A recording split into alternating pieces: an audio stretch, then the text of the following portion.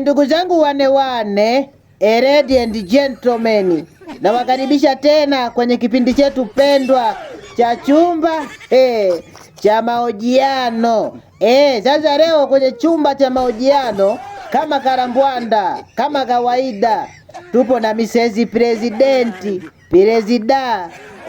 Tutazungumza masuala mawili matatu. Tutapata nafasi wazifa wa kumuuliza maswali mawili matatu na atatujibu.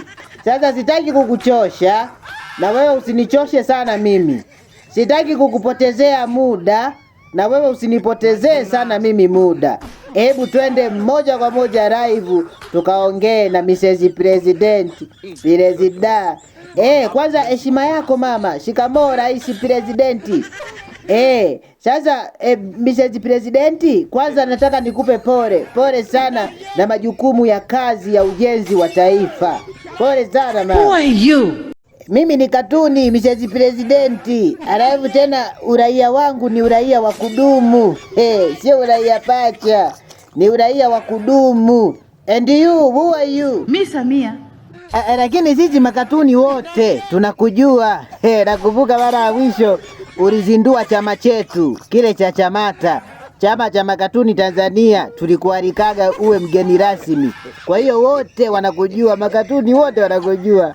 Anyway, lakini nilihisi kwamba ulikuwa umenisahau kidogo, lakini ni vizuri kufahamiana, mara isije ukashangaa huyu anenihoji mbona kama sio binadamu wa kawaida. Ni vizuri kuniuliza who are you. Anyway, tuendelee.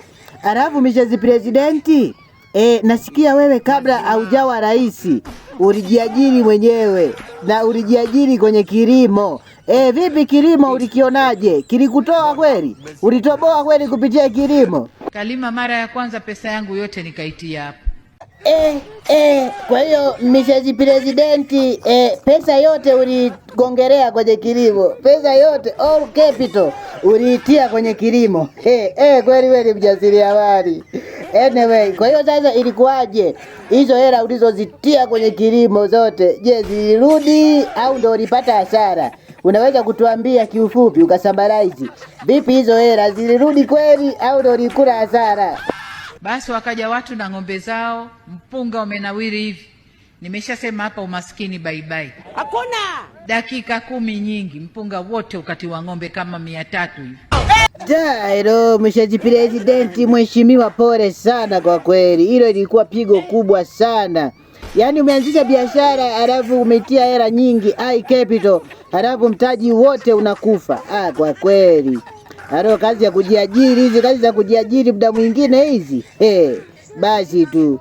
Lakini biashara yako ya saizi inakulipa eti? Nataka tujue kidogo na biashara yako ya saizi inakulipa?